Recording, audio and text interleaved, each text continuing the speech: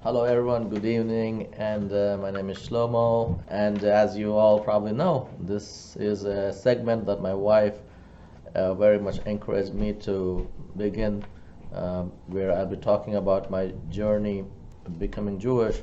So thank you so much for all the questions that you guys sent in. And one of the questions that was sent in was, what was it like growing up in India?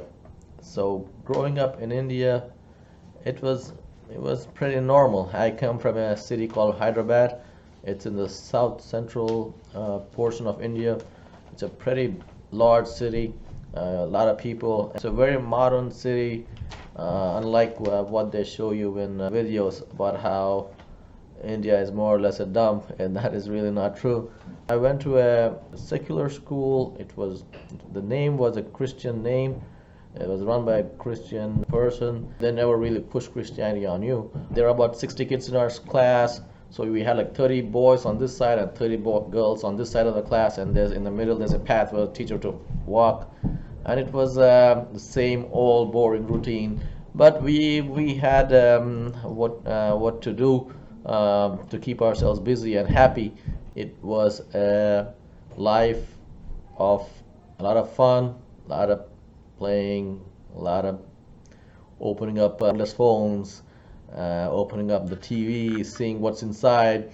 So it was a pretty happening life that I had back as a kid in India. Next question is, did you come from a religious Christian family background? And an answer is no. It's a big no. It was as Christian as I guess anybody on the street in America these days. And that's how Christian I was. So I think the main question that people are trying to ask is, how on earth can a teenager find out about Judaism? My father told me that we had Jewish ancestry. I couldn't never really figure out who it was. Talking to my family, I had like a lot of contradictory information. When I was a little kid, we used to get these Christian books, magazines, and the books used to talk about, there's this how baptism is done, and blah blah blah blah, because the Jews do the same thing. They go to this pool of water every day to purify themselves. And for whatever reason, I used to forget everything that I read, and used to only remember the sentences that talked about what the Jews did. So another thing was about how when the Jews have a feast of some sort, they drink wine. So the magazine, I can only paraphrase it right. The magazine probably said something like, the Jews, we do this, we in the church have wine because it's a holy day, blah blah blah. Just that you know, the Jews also do drink wine on their Sabbath, which is usually from Friday night to Saturday night. And I used to forget everything that I just read, and the only sentence that I used to remember was, oh, Jews drink wine on Friday night. And so that's how I slowly but surely picked it up. And it's very hard to tell you why. It's very hard. I guess it's almost like in computer programming, it's called a bootloader. A bootloader is a program that's inside the computer always. It never goes away. So it's kind of like it was in my head always. It never went away. And we know why now. There's another story I'd like to tell you about is my father used to have this huge book about, it was this tall, this wide, and this thick, and it had really thin pages. It had like probably 1,500 pages. I can't remember. It was a blue book, and it was called An Aid to Bible Understanding. I think it was put out by the J Witnesses, and we had that book in our house. The good thing about the book was they used to take every word from the Bible, from the Old Testament. Again, Jewish people do not believe the concept of an Old Testament, because if you don't have a New Testament, you don't have an Old Testament to begin with. You just have one Testament. Anyway, so going back to the story, we had this huge dictionary of every word. I'm pretty sure they took every word, every noun, I guess, every geographical location, every item that's mentioned in the Torah. If there's a word that says heaven, and they used to write anything and everything about heaven, and intertwined in there was what the Jewish people, the Jewish religion thinks about heaven, who made heaven, and the whole 9 yards. So it was almost like I was picking out information from that book. The main magazine was actually a magazine from that's put out by an Australian missionary. I really loved these books that he put out. It was about this thin. It was like a 30-page book. It came out every week or something. The good part about his books were he had a lot of Jewish information in there. Like there's such a thing as tzitzit, there's something as tefillin, and the tefillin are this leather thing. You take leather and beat it into a box. It was in one of his books, actually, I learned how to say the Shema. He actually had the whole, at least the first part of the Shema in Hebrew, and in the translation in English, and the transliteration in English too. And I remember it was actually it was a Good Friday.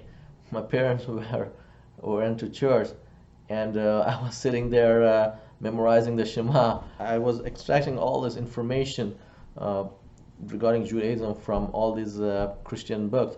Then I hit the top when the internet was introduced into India when I was 15, maybe 15 and a half. And that's when I was able to go to internet cafe, and one of the websites I always visited was jewfaq.org. And actually I did send that gentleman who runs jewfaq.org a thank you also a couple of years ago, saying how he really helped me out 20 years ago. So the internet came in, and there was no end to the information. I mean, I wanted to have a connection to God, like a straight connection. You can ask me, why does a kid who's 13 or 14, born into this secular family in India, playing video games, why does he have this desire? Where did he get it from? And the answer is, I just don't know. I don't know.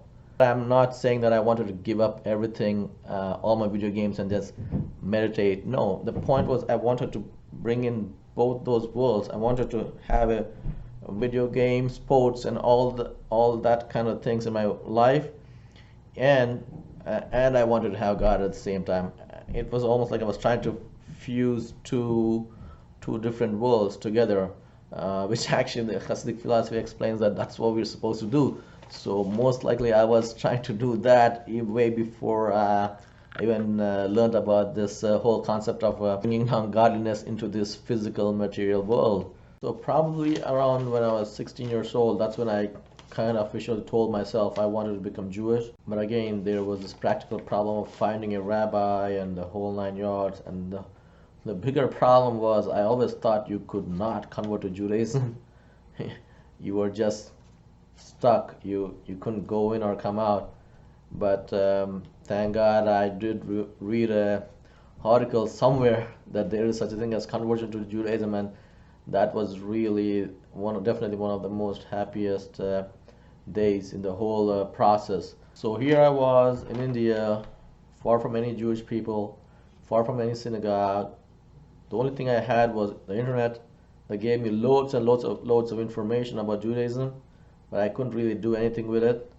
As a matter of fact, I do remember I made myself a yarmulke once. My mom had this piece of fabric that she probably set it aside to get it stitched or something. I cut it around, and I knew how to sew because I was really good at doing basically anything if I really wanted to do it. And I sewed it, and I remember I cut it like a circle, and I made a kind of like a triangle cut in the circle, so it would, when I folded it, it would give that cone kind of a shape. And that was my first yarmulke. It was pretty cool. It was in the middle of the night. It was like 2 o'clock. I'm not sure why I wasn't sleeping. I was full of adrenaline because I just wanted to become Jewish. That was one of the things I did, was make myself a yarmulke. I'm pretty sure I had it on my head that night, and it felt really different. It felt like just like I looked like everyone all those people who go to the Western Wall. Only thing is I was in India, surrounded by a billion Indians, not any closer to any synagogue.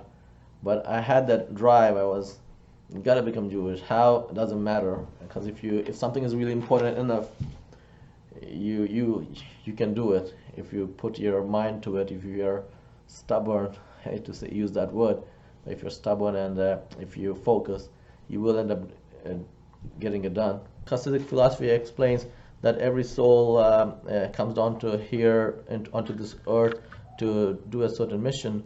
So maybe obviously my soul is a Jewish soul, and maybe someone who's not Jewish and they have their own mission in life. Thank you so much for watching this video. Please keep those questions coming in. I will definitely follow up, and I will be answering all the other questions that were not answered yet. I'll be answering them in a chronological order. And thank you again for watching Cheder at home. And please don't forget to like and subscribe. Thank you. Next video I will be talking about my time from when I came to the United States to go to college till about more or less when I became Jewish. I'll see how it works out, because there's a lot to share with you, a lot that I'm sure you will enjoy listening to. Have a good day. Thank you.